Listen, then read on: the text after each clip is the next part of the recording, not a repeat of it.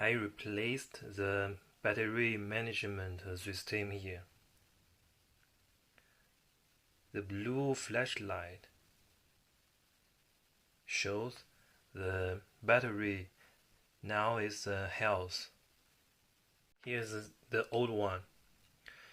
For the replacement battery management, I did two things.